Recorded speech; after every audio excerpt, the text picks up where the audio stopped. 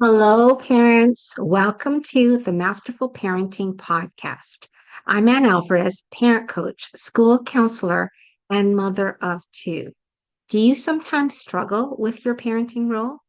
Do you notice that sometimes you're repeating patterns that you learned in your own childhood? Maybe you are carrying childhood pain that has not been healed, and you notice that it is showing up in your parenting with your own children.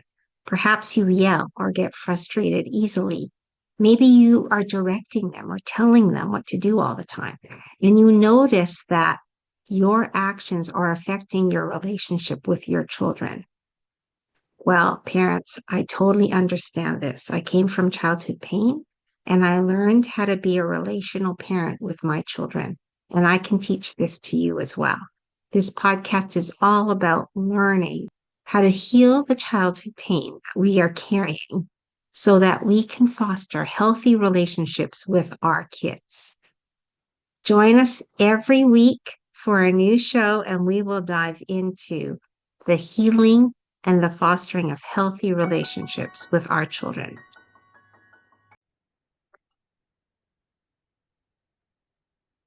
So we all have blind spots, and sometimes the blind spot is about when the emotions take us over, like my mom would act their anger out, whereas my dad was more, he would kind of exit stage left and go sailing and have a drink and a smoke and things like that. But there can be many other blind spots that people have, but it's it's when those blind spots are engaged, it's like we're triggered. We come from a place of reactivity, and often we have to find somebody to help us gain perspective, whether that's a therapist or a trusted family friend or somebody who can step back and see a bigger picture. Because often we get sort of lost in it, and many times, as mentioned, people will tell me when they come to see us that they they tried for years sometimes and just couldn't figure it out. And finally, they're all right, I better go talk to somebody. And then they can face that. But it takes courage. I mean, people call me and I can tell most of the time it takes courage to do that. Men, women, young, old, doesn't matter what your background is, what country you're from. It's like this is stepping outside of your usual everyday thing. And and it's interesting, at the end of the first session of our groups, um, almost always somebody will say, they'll look around and it's just a bunch of regular guys or women if it's a women's group. And somebody will say, well, it's good to know that I'm not the only one. I'm not alone, right? And Mm. that shame lifts a little bit and it feels better. And it's like, you know, it's just the people that do this are the ones that really care about their family. In fact, they love them so much that they're willing to step into this anxiety because they're not sure. Most of the time, they haven't done anything like this before, and they want to try something different. And we have to change course if we want a different outcome. Yes, that's so amazing. So, I guess the first step is just being aware that you're repeating something from your childhood that wasn't healthy and that you Yeah. want, that you commit, that you want to do it differently with your own kids. But the awareness piece, I always say your feelings will tell you. If it doesn't feel good, it probably isn't healthy, right? Like yelling doesn't feel good. Your mom apologized afterwards. She felt horrible. So if it Yeah. doesn't feel good, Sometimes right in the moment it actually does feel good, but then afterwards it doesn't feel so good. yes, Right? that's In the moment we're being run by, the emotions just rise up. Often it's a historic trauma, it rises up and it's a release of it. yes. And in that moment we actually can't see any other option. Like the blinders literally are on. Yeah. And that's the only thing that makes sense.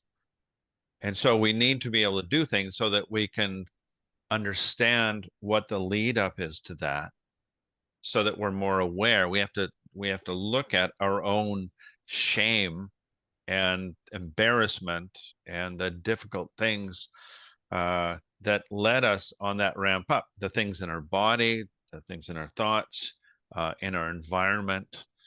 Maybe it's drinking too much coffee. It can be a whole bunch of things that lead in this direction, or alcohol, certainly, um, or even people smoking dope, right? That can lead to neglectful parenting, or people not acting true to themselves. And that's when people come to us. Really, the goal is that they align with their core values, because you look inside everybody and they can connect to their heart, and their core values are generally, let's treat people with kindness, and I want what is best for them. Yeah. Even sometimes people will talk about being selfish, and I'll say, well, being selfish with a really short time frame, not so good, right? It looks like your inner child is running you, and you just want what you want, right? And we all have that in us too. But if we're selfish, like, what do I want? What are the memories that I want to create here?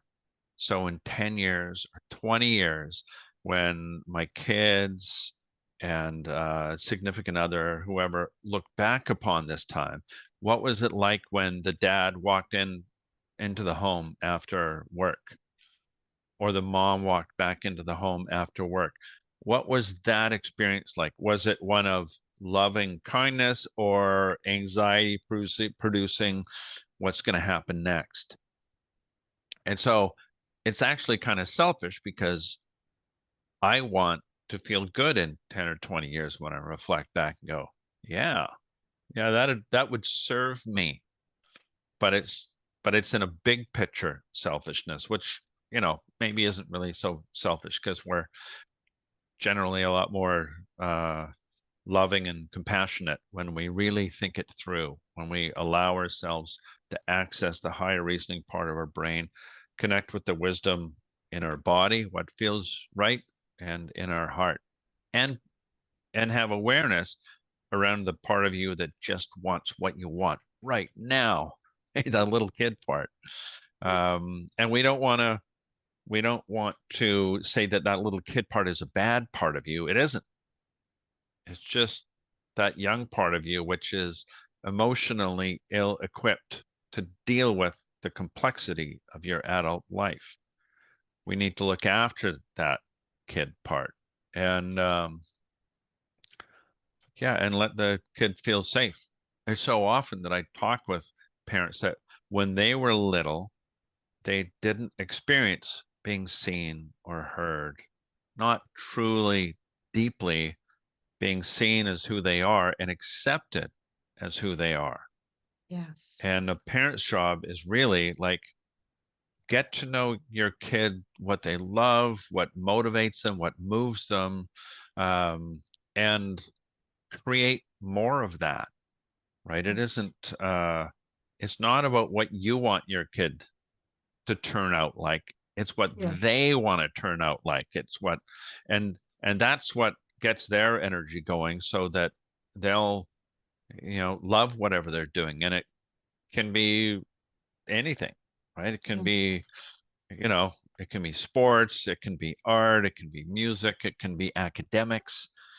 They can become really super curious about certain things. And when you see them get energized on those things, that's, you want to create more space for that to happen.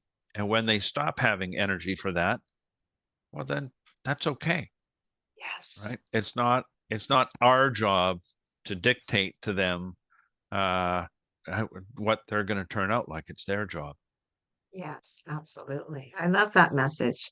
So, would you say then that this is learned behavior from our childhood, or is it the processing, the messaging that we gave those events in our lives that So create it? the so trauma can be passed down in our DNA from previous generations.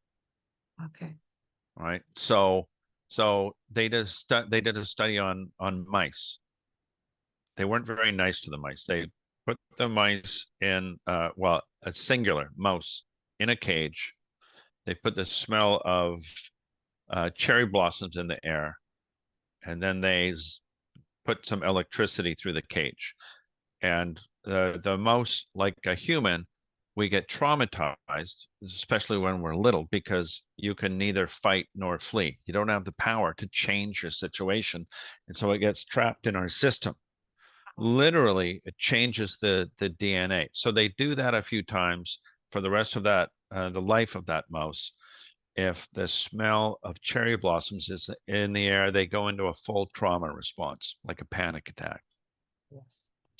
Their pups, their offspring, they're never mistreated. But when the smell of cherry blossoms is in the air, they have the same trauma response as their parents. Wow. Then they have pups. And so now we're 2 generations down. Smell of cherry blossoms, same thing, same trauma response.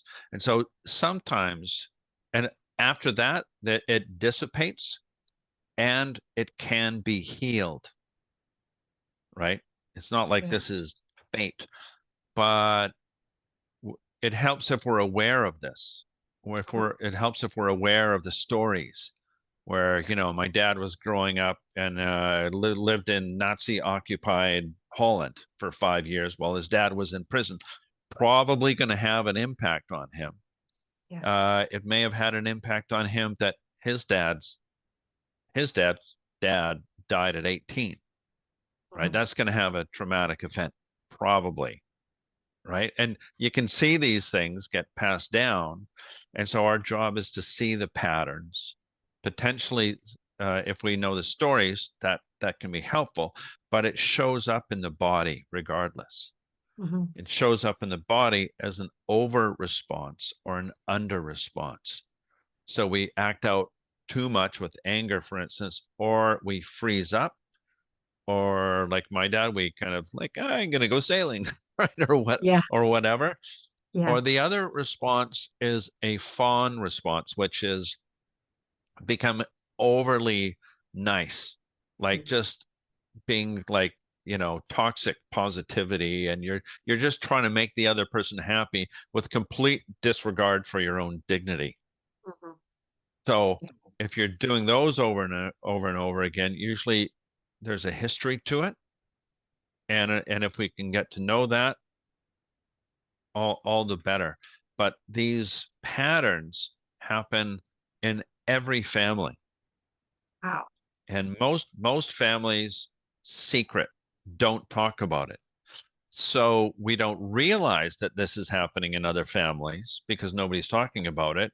We just think, well, I'm the only one who's messed up. I better not tell anybody, or I'd suffer all this judgment and nobody would want to have anything to do with me. That's the little kid being in charge of the response, right? And even if you're 50 years old, you still end up having that response because it's in our body, it's below consciousness, and it just takes us over if we're triggered enough, until we go, hey, wait a minute, this thing keeps on happening in my body, it feels terrible, and then I act like an idiot, and I better go talk to somebody about that's clearly a blind spot. I'm I'm Right. I'm not in charge here, and I want to treat my partner, my kids with loving kindness. I want to be, you know, this kind of dad or mom or what have you. Yes. Wow, that's so powerful. So, okay, so how do we keep healthy so that our blind spots don't show up in our parenting? You said we have to listen to our body, right? Our body will Yeah. respond. Well, if you've been having those blind spots, if you've been reacting in ways that where afterwards you feel terrible, then you need to switch it up. You need to probably talk to a therapist or attend a group or uh, work with somebody who understands these types of patterns. And that way you grow and learn. And we turn these things into a gift because, all the parents think, oh, I'm so worried I, wrecked my kid. And it's like, we all suffered things growing up. It's not Did. it's not bad because when we get to know these traumas in ourselves, then we can connect way deeper with other people and we can help our kids. But we can't help our kids if we don't look at it ourselves. So we can affect future generations. We can have an impact 100 years from now if we heal ourselves and compassionately, lovingly help our kids navigate through these things themselves so that they feel comfortable talking about this rather than growing up where nobody says anything ever. So that's what I've kind of dedicated my life to, is talking to people about these things. And my kids are 22 and 24, and I talk to them every week, more than once, Yes. and we get together often. So, Yes. I Yes. want to keep this going so that they feel open and can have those difficult conversations, which most people avoid. We have to have the difficult conversations. That's where the gold is, so to speak. I agree 100%. I get so excited hearing you talk because that's my mission too, is really just to help Mhm. parents Yeah, yeah, yeah, to yeah, change generations, really, right? Because yeah. we can heal. It is very possible. You've healed. I've healed. We're examples, right? We're Well, testimonies to healing, you know? yeah, and I'm so grateful to be able to witness, to be able to hear people talking about the impact on their families, Mm. right? Almost everybody comes back to session 2 of the group and says things are going better. I mean, not everybody, and it's not perfect, but it's like, yeah, things actually are going better. And part of it is just because they're noticing. Yes. They're actually practicing noticing what's happening in their body and their thoughts and what's happening in the thoughts and the bodies of the people around them. And we give them more of a framework to understand what happens when we escalate and how to regulate your nervous system so that you're more yourself.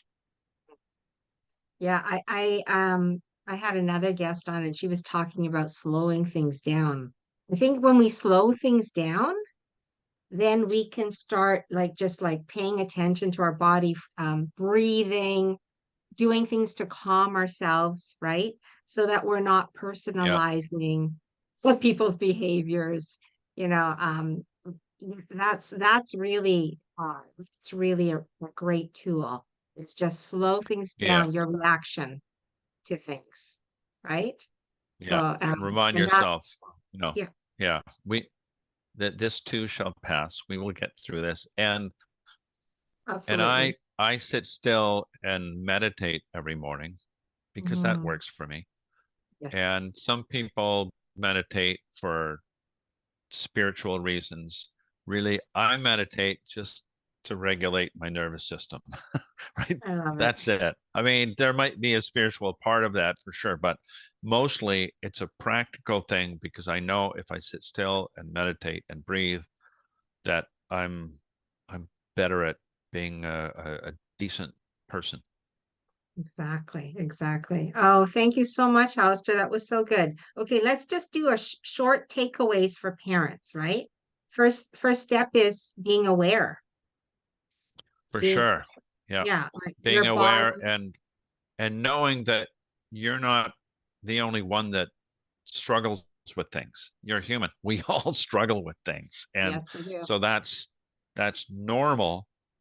It's if you see these repeating patterns where you're making the same mistakes, where you're hurting the people you care about, um, it's then it's like, all right, well, I need to, seek wise counsel here. Yes, I need to yes. understand this better, and I've tried.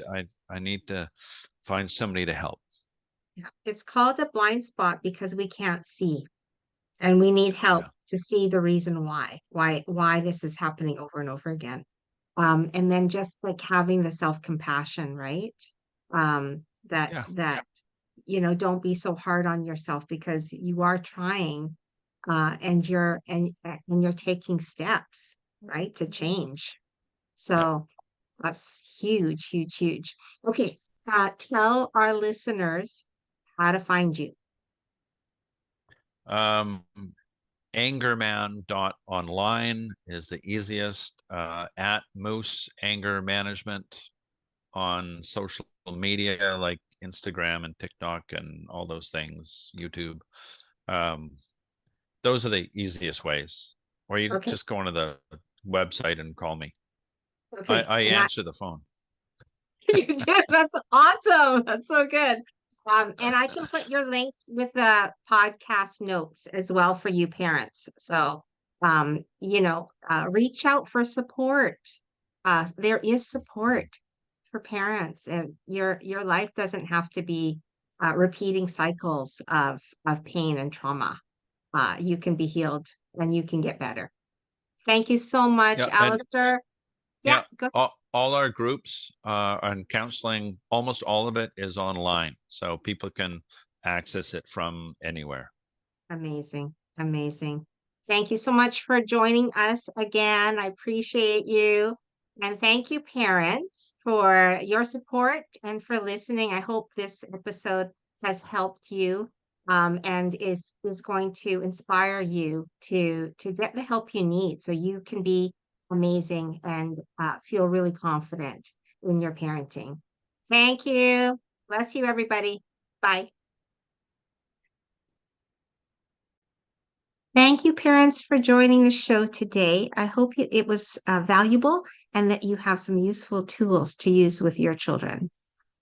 If this show blessed you or changed you in any way, I would appreciate a review on my podcast or subscribe to my YouTube channel, or perhaps you could even recommend our masterful parenting to your family and friends. Thank you so much, parents.